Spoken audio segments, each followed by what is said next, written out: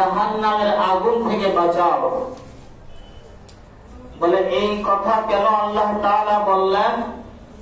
আল্লাহ তাআলা এই কথা এজন্য বললেন, কিয়ামতের ময়দানে মাহশরে মুসিবতের দিনে যেদিন আল্লাহ তাআলা বিচার কার্যক্রম শুরু করবেন, বিচার করবেন, বিচার করার পর আল্লাহ তাআলা যে জাহান্নামে নিক্ষেপ করবেন, ওই জাহান্নামের আগুনটা যে প্রজ্বলিত করা হবে, ওই আগুনের যে লাকড়ি দেওয়া হবে, ওই লাকড়িটা হবে মানুষ আর হলো পাথর। খুব ভয়ঙ্কর কথা। কঠোর ভাষায় আল্লাহ তাআলা বলেছেন, ওয়াইদা হুম শিদাদ দুল্লা ইয়াসুনাল্লাহ। আল্লাহ তাআলা খুব কঠিন ভাষায়, কঠোর ভাষায় আল্লাহ তাআলা মেজাজি আওয়াজে আল্লাহ তাআলা ঘোষণা করলেন যে বিচারের পরে তোমাদেরকে যে জাহান্নাম দেওয়া হবে, যে আগুনের মধ্যে নিক্ষেপ করা হবে, আগুনের যে প্রজ্বলনটা করবে, এটার যে লাকড়ি দেওয়া হবে, লাকড়ি হবে মানুষ, আগুলো কি পাথর। কঠিন শব্দ। এই জন্য রব্বে কারীম বলেন, যারা ঈমান আনয়ন করেছ, বেঈমানদের জন্য দরকার নাই, কাফেরের জন্য দরকার নাই, মুশরিকের জন্য প্রয়োজন নাই, মুনাফিকের জন্য প্রয়োজন নাই। কেন নাই? এরা এমনিই জাহান্নামী, এরা এমনি কি জাহান্নামী। এজন্য রব্বে কারীম বলেন, যারা ঈমান এনেছ, এক আল্লাহর প্রতি বিশ্বাস স্থাপন করেছ, যারা নবী মুহাম্মদ রাসূলুল্লাহ সাল্লাল্লাহু আলাইহি ওয়াসাল্লামকে নবী বলে স্বীকার করেছ, তাদেরকে আল্লাহ তাআলা উদ্দেশ্য করে বলেন যে তোমরা যারা ঈমান আনয়ন করেছ, তোমাদেরকে উদ্দেশ্য করে আমি আল্লাহ তাআলা ঘোষণা করলাম, তোমরা নিজেরাও জাহান্নামের আগুন থেকে বাঁচো, তোমাদের আহাল, পরিবার, পরিজন, সন্তান আদি সমাজের লোক, রাষ্ট্রের লোক, তাদেরকেও জাহান্নামের আগুন থেকে বাঁচাও। এটা ঈমানি দায়িত্ব। সমাজের গাইডিয়ান হলো সমাজপতিরা। যেমন মনে করেন ইউনিয়ন চেয়ারম্যান, ইউনিয়ন মেম্বার, তার অধীনে কয়েকটা সমাজ, কয়েকটা গ্রাম চলে, ঠিক কিনা? আর সংসারের যে প্রধান থাকে সে হলো পিতা মাতা, এরা হলো সংসারে কি গার্ডিয়ান, মুরব্বী, নেতা, সংসারের নেতা। সংসারের এই নেতারা তার সন্তানদেরকে জাহান্নামের আগুন থেকে বাঁচাবে, আর পরিবার পরিজনদেরকে ওই সংসারের নেতারাই, আমি আমার স্ত্রীকে, আমার সন্তানগুলোকে আমি কি করব?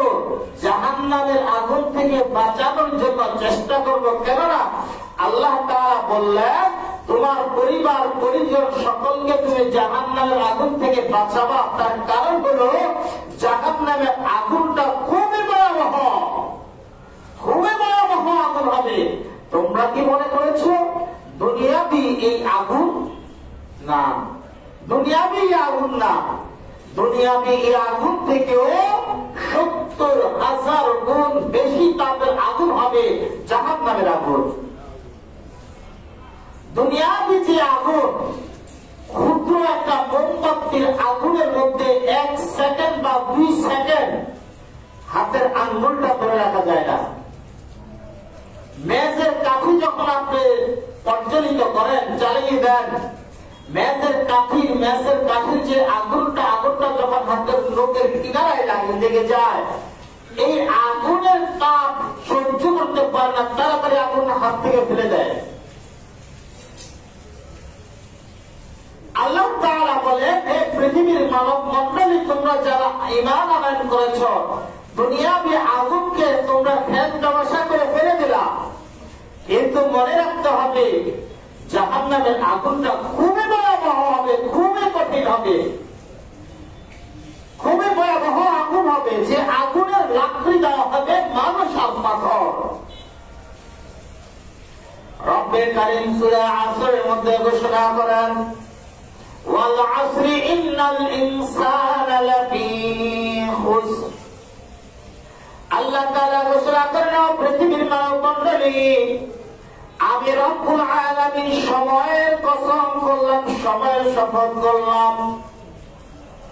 কেউ কেউ বলেছেন সময়ের কসম, কেউ কেউ বলেছেন ওয়াক্ত মানে হলো আসরের কসম, কেউ বলেছেন আসরের সময়ের কসম, কেউ বলেছেন আসরের ওয়াক্তের সময়ের কসম।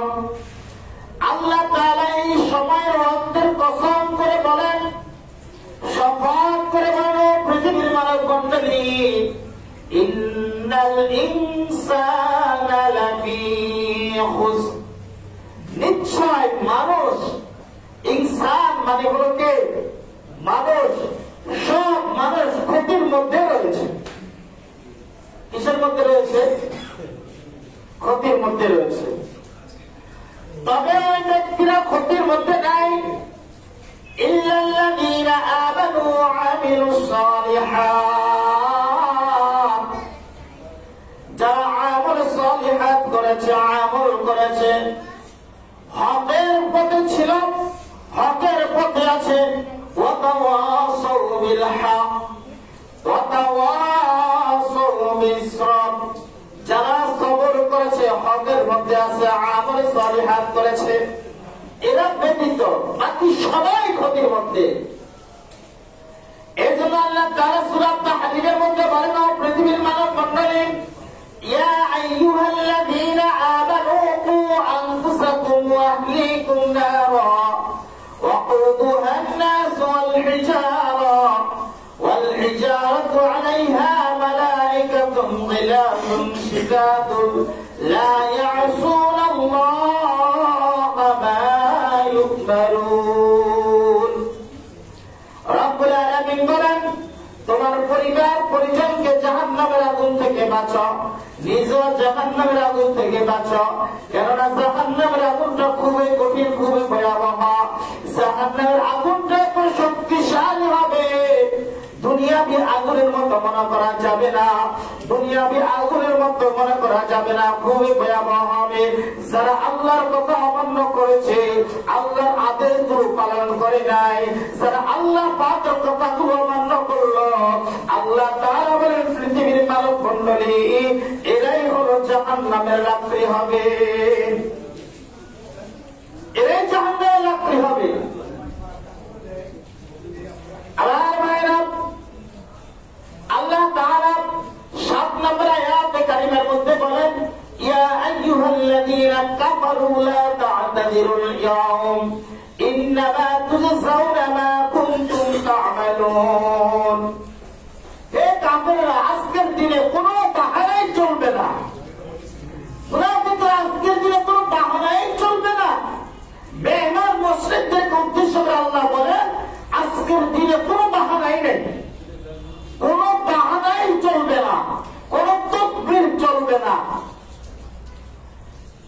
আল্লাহ তাআলা বলেন, ও পৃথিবীর মানবমণ্ডলী, ইয়া আইয়ুহাল্লাযীনা আমানু কু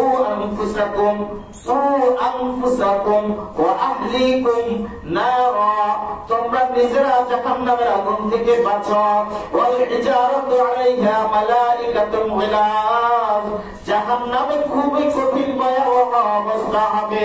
আমার ভাইরা, আজকে দুনিয়ার জমিনে আমরা যাহা কিছু করতেছি, সমস্ত কিছু আমার আপনার জন্যই করতেছি। আমরা গুনাহ করতেছি নিজের জন্য, জাহান্নাম কামাই করতেছি নিজের জন্য, জান্নাত কামাই করতেছি নিজের জন্য, দুর্নীতি করতেছি নিজের জন্য, নিজের জন্য বলতে নিজের সন্তানের জন্য, চুরি করতেছি নিজের সন্তানের জন্য, পরিবারের জন্য, ডাকাতি করতেছি নিজের জন্য, নিজের পরিবারের জন্য, পাপ কাজ করতেছি নিজের জন্য, নিজের পরিবারের জন্য, যাহা কিছু গুনাহের কাজ করতেছি সব কিছুর মূল হলো ভালো থাকার জন্য। কথা ঠিক কিনা? সব কথার এক কথা হলো, দুনিয়াবি যত গুনাহের কাজ আমরা করতেছি সমস্ত গুনাহের কাজের একটা মূল উদ্দেশ্য হলো দুনিয়াতে ভালো থাকার জন্য। দুনিয়ার মানুষগুলো আমাকে সাহেব বলবে, দুনিয়ার মানুষগুলো আমাকে কোটিপতি বলবে, দুনিয়ার মানুষগুলো আমাকে সিলট দেবে, দুনিয়ার মানুষগুলো আমাকে বড়লোক বলবে, আমাকে সমাজপতি বলবে, আমাকে নেতা বলবে, আমার কাছে সবাই এসে সালাম দেবে, আমাকে সবাই শ্রদ্ধা করবে। এই দুনিয়াবি গুনাহের কাজগুলোর পিছনে মূল কারণ হলো এই। আল্লাহ তাআলা বলে, ও পৃথিবীর মানব মণ্ডলী, তুমি দুনিয়া কামাই করলা, আখিরাত কামাই করতে পারলা না, তাহলে তোমার কোন এই দায়িত্বের কোন কাজ হবে না। দুনিয়াতে আসার পরে দুনিয়াও কামাই করলা, আখিরাতও কামাই করলা। সেই আখিরাত কামাই করার পর তোমার জন্য হবে জান্নাত, তোমার জন্য হবে জান্নাত, তোমার জন্য হবে নহরের আস্তানা, তোমার জন্য হবে ভালো খানা, তোমার জন্য হবে জান্নাতুল ফেরদাউস, তোমার জন্য হবে জান্নাতুল মাওয়া, তোমার জন্য ভালো ভালো দেওয়া হবে। জান্নাতের ফেরেশতারা তোমাকে সালাম দিয়ে আদর স্নেহ কইরা তোমাকে বলবে, সালামুন কাওলাম মির রাব্বির রহিম, সালামুন কাওলাম মির রাব্বির রহিম, সালামুন আলাইকুম তিবতুম ফাদখুলুহা খালিদিন। এভাবে তোমাকে অভ্যর্থনা জানাইয়া দুনিয়ার নেতাদেরকে যেভাবে আমরা অভ্যর্থনা জানাই, আল্লাহ বলেন কিয়ামতের ময়দানে বিচার করার পর যারা জান্নাতে যাবে আমি আল্লাহ ফেরেশতাদেরকে পাঠাইয়া দেব আজকের দিনে, তাদেরকে অভ্যর্থনা জানাইয়া জান্নাতের মধ্যে ঢুকাইয়া দেবে। সুবহানাল্লাহ, জোরে বলবেন না?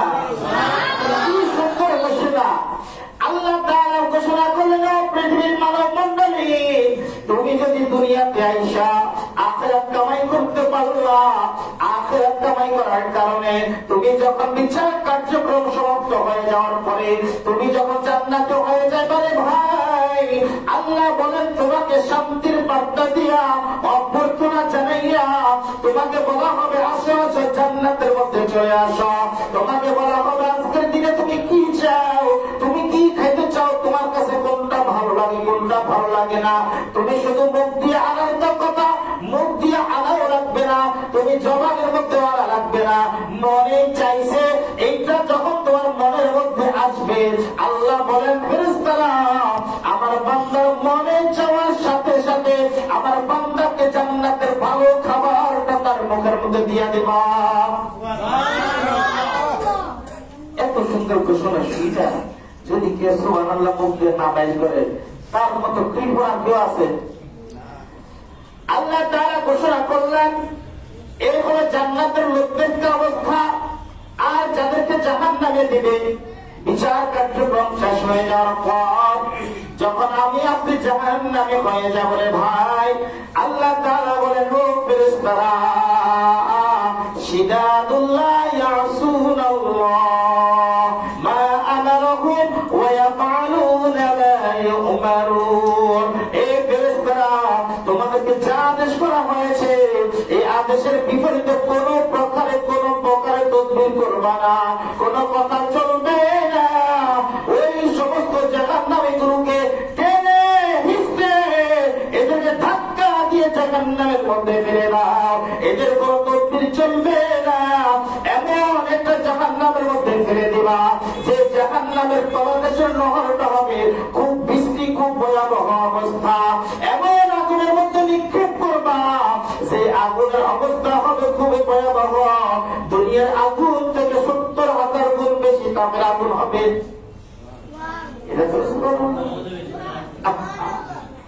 মানুষ বুঝে না কোথায় সুবহানাল্লাহ বলতে হবে, কোথায় আলহামদুলিল্লাহ বলতে হবে, কোন জায়গায় লাইট দিতে হবে, কোন জায়গায় লাফিয়ে দিতে হবে, কোন জায়গায় মাশাআল্লাহ লিখতে হবে, কোন জায়গায় আলহামদুলিল্লাহ লিখতে হবে।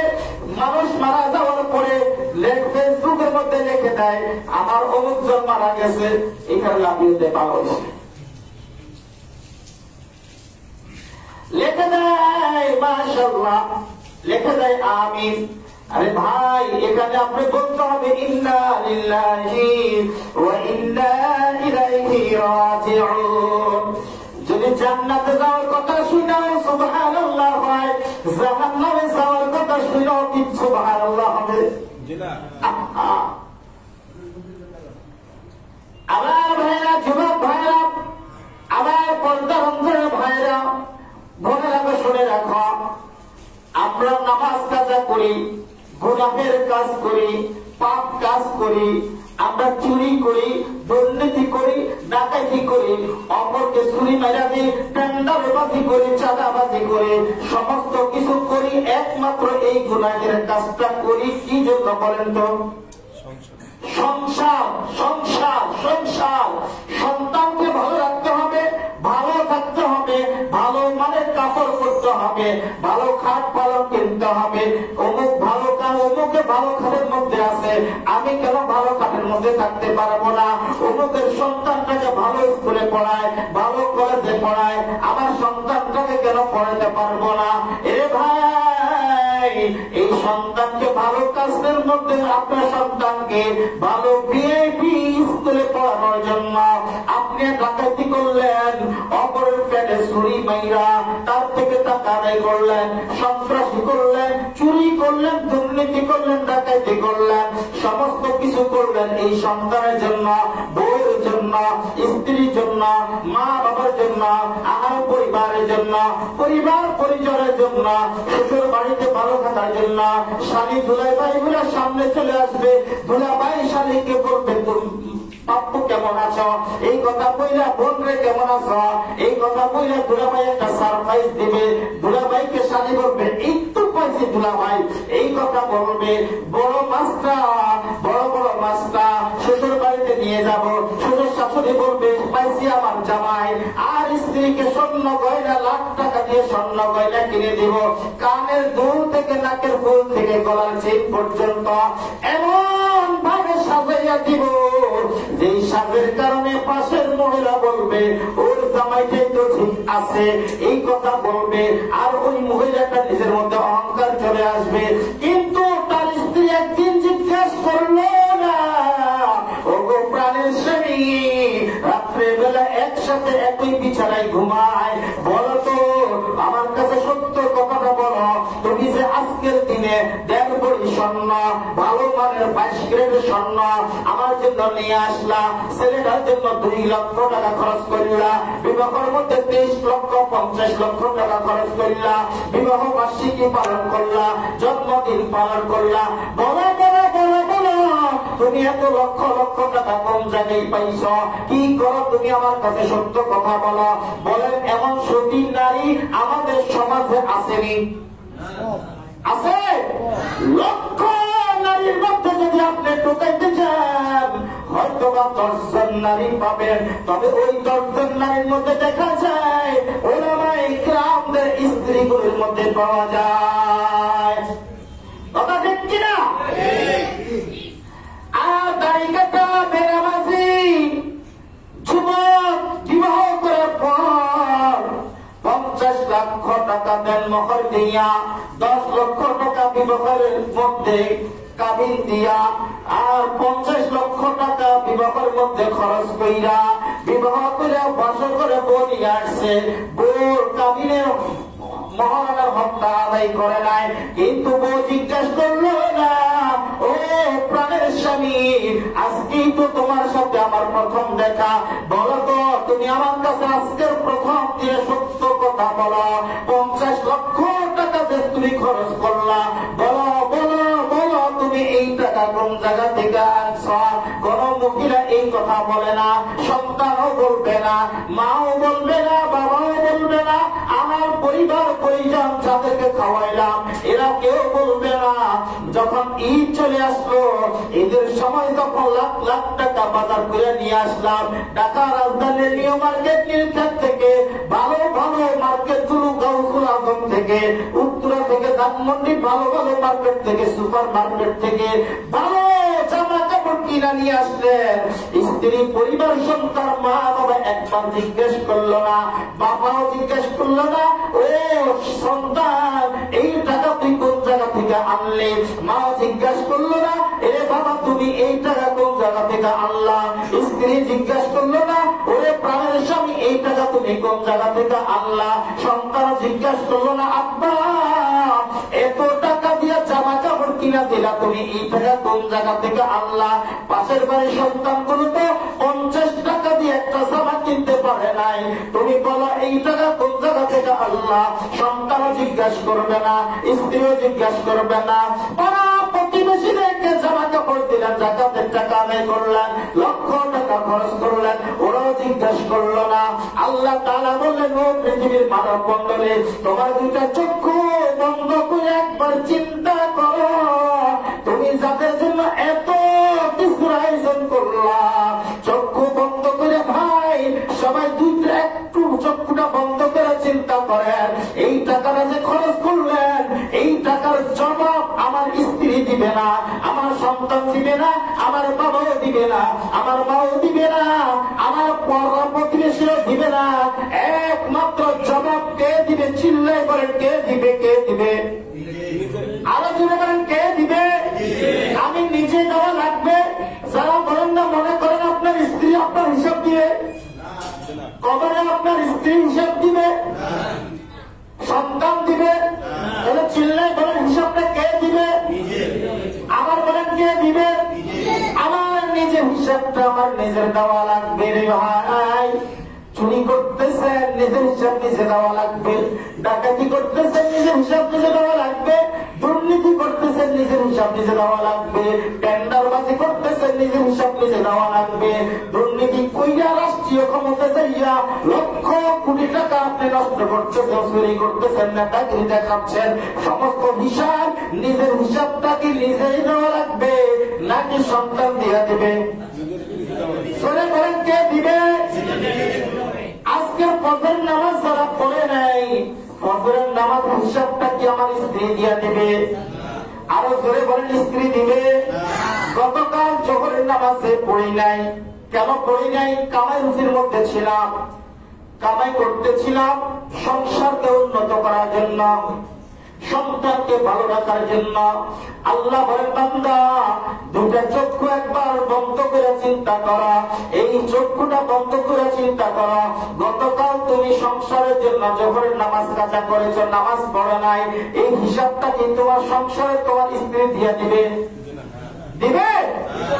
কেউ দিবে না, কেউ দিবে না। একমাত্র হিসাবটা আমার হিসাব আমি দেওয়া লাগবে।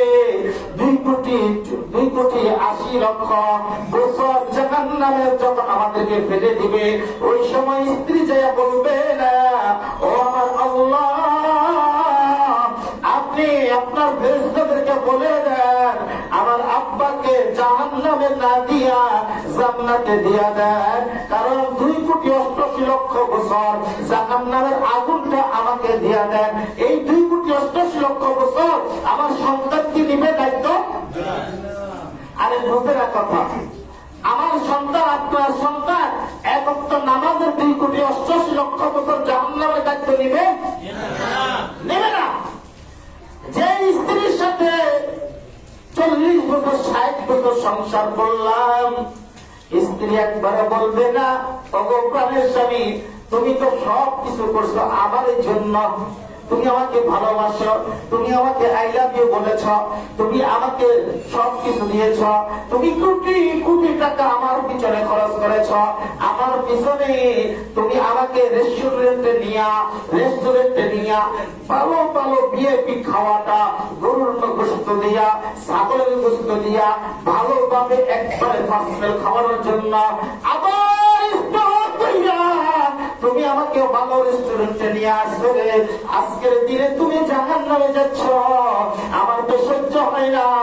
এক কাজ করো, একদিনে এক ওয়াক্ত নামাজে 2,80,00,000 বছর থেকে আমাকে যেন একদিনের জাহান্নামটা দিয়া দেয়। এটা তো দিবে, কথা বুঝে না। আমার স্ত্রীটা একদিন না 10 মিনিটের জন্য নেবে না, বন্ধুটা যা করছো তুমি খাই গেছো, তোমার বলো না এর জন্য খরচ করছো, আমার কি বলবে? কি বলবে? সব তোমার জন্য করেছো, আমার জন্য কি করেছ? আমার কি দিয়েছ? এই কথাটাই বলবে। মারা যাওয়ার পর সন্তানকে বলবে, তোর বাপে আমার জন্য কি রেখে গেছে? বাপমা বলবে, তোর বাপ মরে গেছে, আজকের দিনে তোর বাপে আমাদের জন্য কি করে দিয়ে গেছে, তোদের কি করতে দিব? এ ভাই, এখান থেকে বোঝা গেল 1 বছর নয়, 1 দিন নয়, 1 ঘন্টা নয়, 10 মিনিট নয়, 10 সেকেন্ড নয়, 10 মিনিটের জন্য নয়, 1 সেকেন্ডের হিসাবের দায়িত্ব আমার স্ত্রীও নিবে না। তাহলে দুনিয়াতে যাহা কিছু গুনাহ করতেছি সমস্ত গুনাহগুলোর জন্য জবাব আমি দেওয়া লাগবে, কথা ঠিক কিনা? এজন্য আল্লাহ বলেন, ইয়া আইয়ুহাল্লাযীনা আমানু কু আনফুসাকুম ওয়া আহলিকুম নারা। এ দুনিয়ার মানুষেরা, নিজেও জাহান্নাম থেকে বাঁচাও, নিজের আকার পরিবার পরিজনকে জাহান্নামের থেকে বাঁচাও। কেননা তোমার হিসাব তুমি দেওয়া লাগবে, তোমার জাহান্নামে তুমি যাওয়া লাগবে, তোমার জান্নাতে তুমি যাইবা।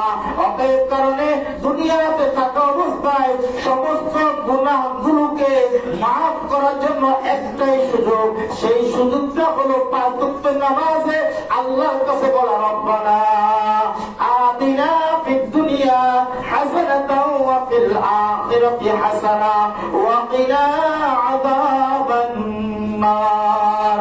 ও আমার রব, ও আমার সৃষ্টিকর্তা মহান আল্লাহ, দুনিয়াতে সব কিছু গুনাহের কাজ করেছি, আপনি আমার গুনাহগুলো মাফ করে দেন, আপনি আমাকে দুনিয়ার কল্যাণ দান করেন, আপনি আমাকে আখিরাতের কল্যাণ দান করেন, আপনি আমার জিন্দেগীর সমস্ত গুনাহগুলোকে মাফ করে দেন, আপনি আমার রাখাল পরিবারকে জাহান্নামের আগুনগুলো থেকে মাফ করে দেন। এই কথা বলার জন্য 2 হাত তুলে বলতে হবে নামাজ পড়ে। কি পড়ে? নামাজ পড়ে। তাহলে বুঝেন, যারা নামাজ পড়ে না প্রত্যেক দিন এই ব্যক্তিগুলোর জন্য লক্ষ লক্ষ কোটি কোটি বছর জাহান্নামের আগুন তাদের জন্য বরাদ্দ হচ্ছে কি হচ্ছে না? যে স্ত্রীকে রাত্রেবেলা ঘরের মধ্যে নিয়ে ঘুমায়া গেলেন, যে স্ত্রী আপনাকে আমাকে ফজরের নামাজের সময় দেখাই দিল না, এ সাদিকুল্লাহ বাপ উঠো, তাড়াতাড়ি ফজরের নামাজ যা, মসজিদে আযান হয়েছে, মুয়াজ্জিন ডাকতেছে, ইমাম সাহেব হুজুর দাঁড়িয়ে যাইতেছে, তাড়াতাড়ি উঠো, তোমার নামাজের দায়িত্ব আমি নিব না, সন্তানের নামাজের দায়িত্ব সন্তান নেবে না। এ ভাই, এই সন্তান যখন জাহান্নামে যাবে কিয়ামতের ময়দানে, সন্তান বলবে, আল্লাহ আজকের দিনে আমার বাবাকে আমি ছাড়বো না। আল্লাহ বলেন, কি হয়েছে, কেউ তোমার বাবাকে তুমি ছাড়বা না? সন্তান ডাক দিয়ে বলল, ও আল্লাহ, আপনি তো আমাকে সৃষ্টি করেছেন। বলবে, হ্যাঁ, যদি আপনি সৃষ্টি করে থাকেন, আমরা কার মাধ্যমে গিয়েছি? তোমার বাপমার মাধ্যমে। আল্লাহ, আমার বাপমার মাধ্যমে এসেছি, আমার মা আমাকে নামাজ শিক্ষা দেয় নাই, আমার বাবা আমাকে নামাজ শিক্ষা দেয় নাই, আমার মা আমাকে নামাজ শিক্ষা দেয় নাই, কোরআন শিক্ষা দেয় নাই, আমার বাবা আমাকে কোরআন শিক্ষা দেয় নাই, আমার বাবা বলে নাই, এ সন্তান তাড়াতাড়ি ফজরের নামাজে যা, যোহরের নামাজে যা, আসরের নামাজে যা, মাগরিবে যা, ইশায় যা, যাইয়া কোরআন তেলাওয়াত কর, নামাজ পড়। আল্লাহ, আমার মা একথা বলে নাই, আমার বাবাও আমাকে বলে নাই। আজকের দিন আপনার কাছে বিচার দিলাম, তবে শেষ ফরিয়াদ হলো, আমার বাবার গর্দনার গলার উপরে পাও দিয়া আমি যেহেতু জাহান্নামে যাব, তাহলে আমার বাবার গলার উপরে, বুকের উপরে পাওটা দিয়া তারপরে আমি জাহান্নামে যাইতে চাই। এই বেড়ার কারণেই তো আজকে আমি জাহান্নামী। কম্পিউটার কারণে, এই বেড়ার কারণেই তো আমি জাহান্নামী, কারণ এত শিক্ষা দেয় নাই। বলেন রে ভাই, যেই সন্তানকে আমাদের ময়দানে বিচার কার্যক্রমের পরে lakh crore crore billion billion billion billion মানুষের সামনে আমাকে আপনাকে পাও দিয়ে সইটা তারপরে জাহান্নামের দিকে যাবে, আহা, এমন অবস্থা আমাদের ময়দানে কি আমরা চাই? আমরা চাই? এইখান থেকে বাঁচার জন্য আমার আল্লাহ বলেন, ও আনফুসাকুম ওয়া আহলিকুম নারা, নিজেও জাহান্নাম থেকে বাঁচাও, নিজের আকার পরিবার পরিজনকে জাহান্নামের আগুন থেকে বাঁচাও। আমার ভাইরা, এখান থেকে আমরা শেষ পর্বে চলে আসি। তাহলে দুনিয়াতে নামাজ পড়বো কি পড়বো না? নামাজ পড়বো, রোজা রাখবো, কথা বুঝে নাই? চুরি করব, ডাকাতি করব, টেন্ডারবাজি করব, সাদাবাজি করব, অপর হক মেরে খাবো, অপরকে মাইরা ফেলবো, নেতার কথা বলে সন্ত্রাসীগিরি করব, আরেক ব্যক্তির বাড়িতে আগুন লাগাইয়া দিব। আল্লাহ তাআলা বলেন না না না, এই সমস্ত কাজ থেকে যদি তুমি সরে আসতে পারো বান্দা, তাহলেই হলো তোমার জন্য জান্নাত। ওয়ানাদা আসহাবুল জান্নাতি আসহাবুন নার, তাহলেই তোমার জন্য জান্নাত। সুবহানাল্লাহ বলবেন, সুবহানাল্লাহ। আর জোরে বলেন, জোরে বলেন। বলেন আমাদের সৃষ্টিকর্তার নাম কি?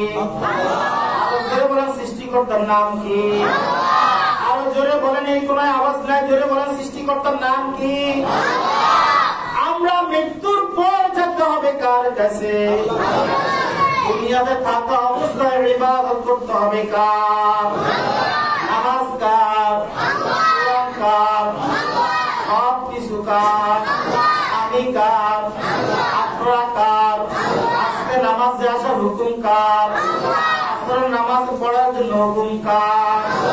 সেই ব্যক্তি আল্লাহর হুকুম অমান্য করে, এর জন্য কি জান্নাত পাওয়ার কোন সুযোগ আসেনি? সুযোগ আছে? অতএব কারণে ভাই, আজকে রজব মাসের দ্বিতীয় জুমা, রজব মাসের দ্বিতীয় জুমা, আজকে ইংরেজিতে হলো 10 তারিখ, রজব মাসের আজকে 9 তারিখ। অতএব কারণে মাঝখানে আর বেশি সময় নাই, অল্প কয়দিন পরে পবিত্র মাহে রমজান, রমজানুল মুবারক কি চলে আসতেছে। এখন থেকে প্রস্তুতি নেন, আল্লাহর কাছে মাপ চান যে আল্লাহ পিছনের 11 মাসের গুনাহ আপনি মাফ করে দেন, রমজান মাসে একেবারে পরিপূর্ণ ভাবে আপনার কাছে সিলিন্ডার হয়ে যাব, জাহান্নাম থেকে নিজেও বাঁচবো, নিজের পরিবার পরিজনকে বাঁচাবো, নিজেও নামাজ পড়বো, নিজের সন্তানকে হাতে ধরে নামাজের দিকে নিয়ে আসবো। পারবেন না ইনশাআল্লাহ? আল্লাহ তাআলা তৌফিক দান করেন। আল্লাহ যদি সুযোগ দান করে আগামী জুমার বাকি আলোচনা করবো ইনশাআল্লাহ। ওয়া মা আলাইনা ইল্লাল বালাগ। আসসালামু আলাইকুম ওয়া রাহমাতুল্লাহ।